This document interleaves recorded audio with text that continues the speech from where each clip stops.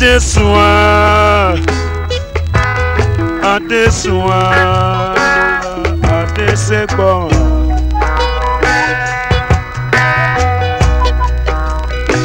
Aboyo pe Adesua, Adesua re, oye somo.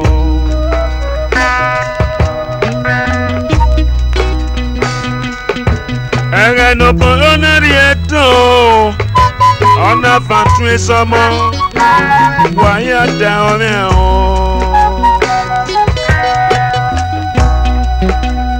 Mewo ise gwe somo, e somo na ti Adesua, omo do mwe yogi.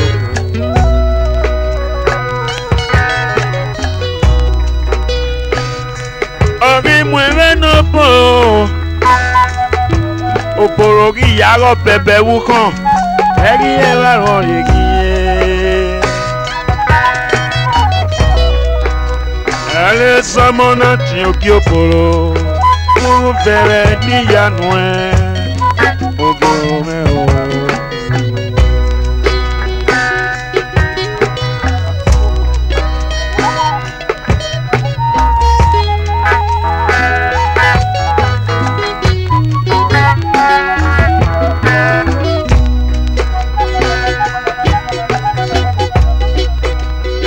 Oki oporogi kiankara Owegi evesi oki omigi ye so pon kwa ligele no kwesi yo Eri ewaro megi ye Ari ma gboga o meye ta owo ye we na me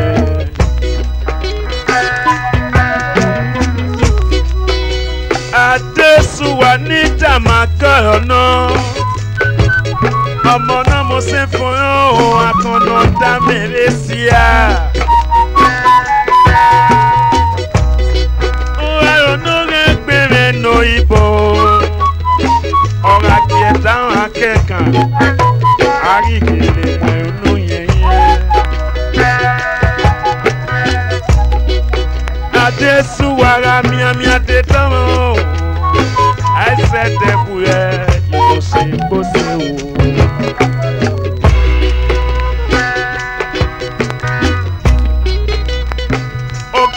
Na yese you know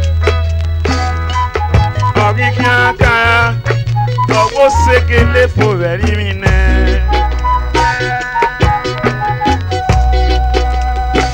Owa yo wena me Esa monu ti me Eko gadi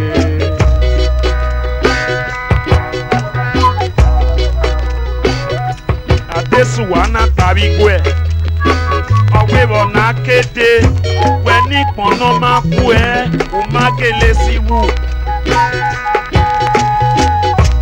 Òwe mìíràn tẹ̀sùn wà nẹ̀tò yàrá. Orí ẹ̀ sámọ̀nù tí ó ti gbé nìyé náà yàn sẹ́bù.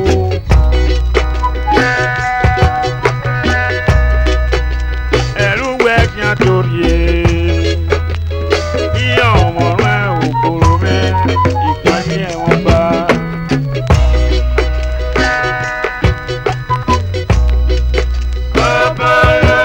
Adesua,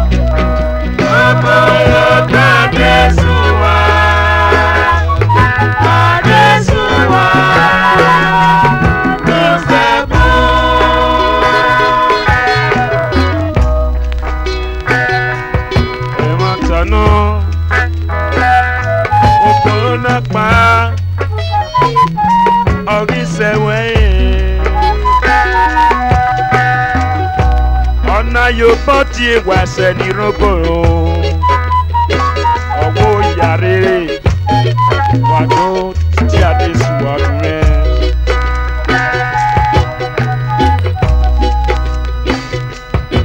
iyanaga leboro ni mo adesu wake eni mweke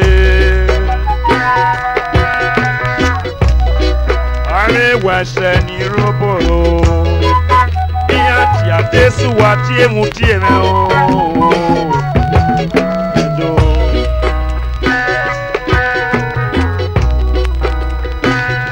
iwe imami ego eri ki obo pe o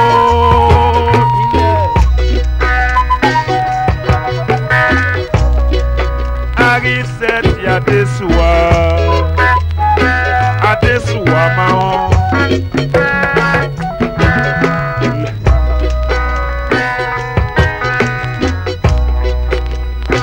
ogena to bore adiedo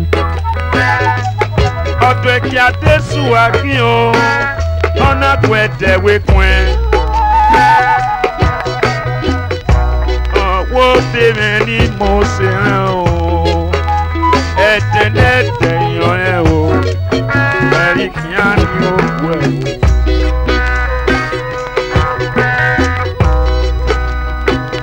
etenete yo e eri kiani o we o adesuwa ne no be ni mo se Mago Eri kiani ogwe o La osigbe o Adesuwa me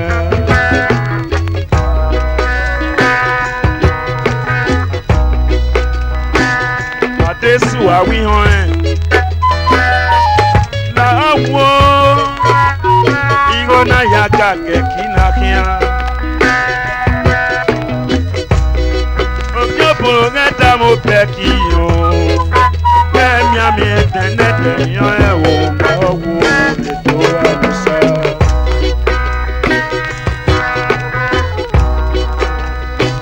Okoro gisowa Ona tami wese Owe ma boki anavae Waswe ye mweke Isebo gase o so pena desu wa soro wa Ogare dosi osana o Ogare dosi osana o Iwa gyana yeye yuwa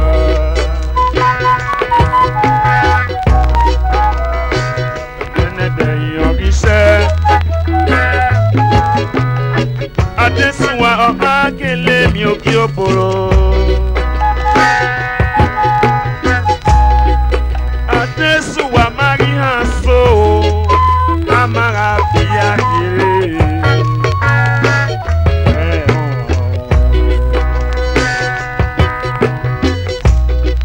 Umami okwono ga gboma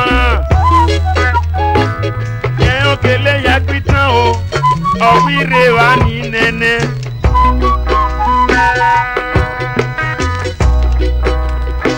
Okonoga gboma o Eleli yon bioti yo wa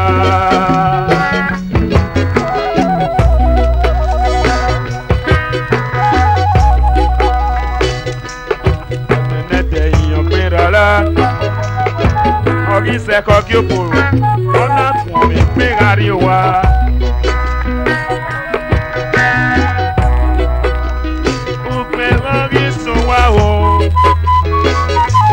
Some men ni rare, ona kele vidatiye. Awo pio polo kele no, ore to kuwe de we kwen, na owo wo ikan ya selo sabe were.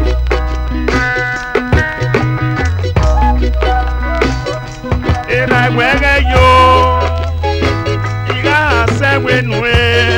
So penu ge yo go Adesuwa no mo Iye egwere yo But we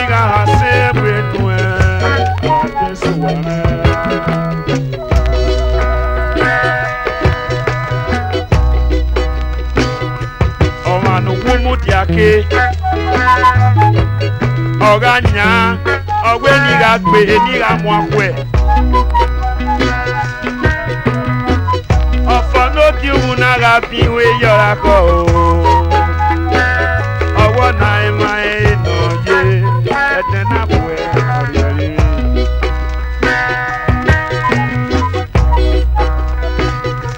Era le puerute, awiga se bueno eso kwenu yo pora de suare no mo.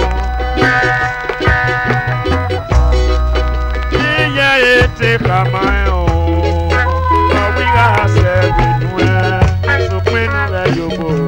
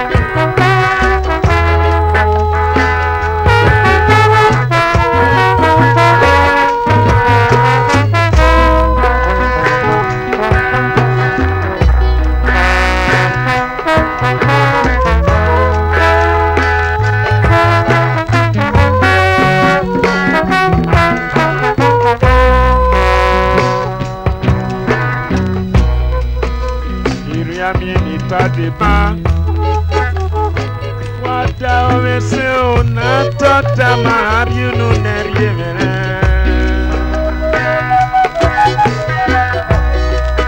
Mamio mana tamala, no mamia mia o, ono na neriu.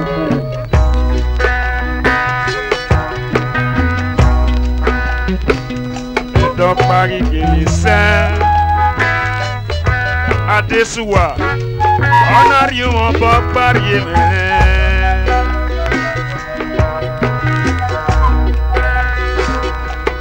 Lele ho, sume dari oko, kianya si okiosa.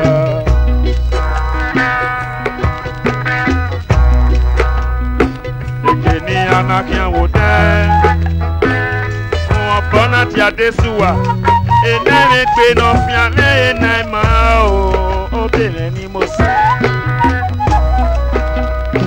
Imangari owa o, imangari wa, adesuwa me.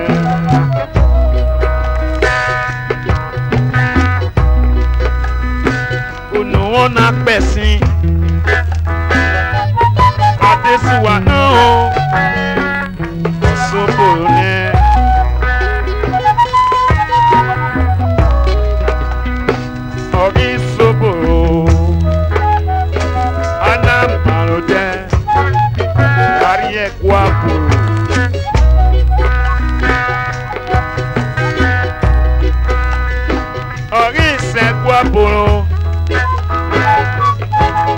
Ori se va, e kane ke le rete o.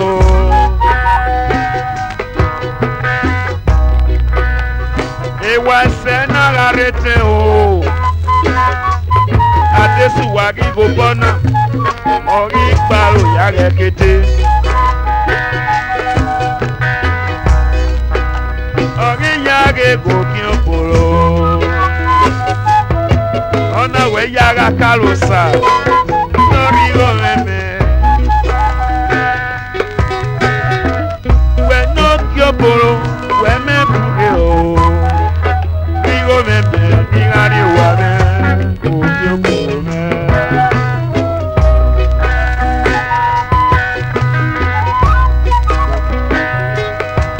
Ogi kiakala. Àwọn obìnrin ni mo ṣe. Láwa o. Ìkùsì rẹ̀. Ìgá àròsá. Ṣùgbọ́n mi pé nu ọ̀rọ̀ mi. Adéṣùwà rẹ̀ ṣe.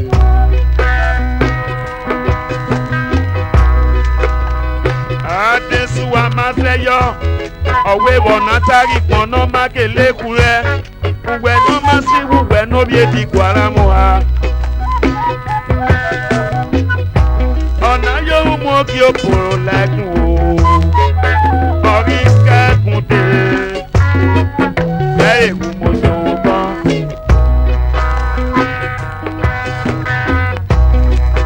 Mami rẹ̀ ní tẹ̀sí náà o.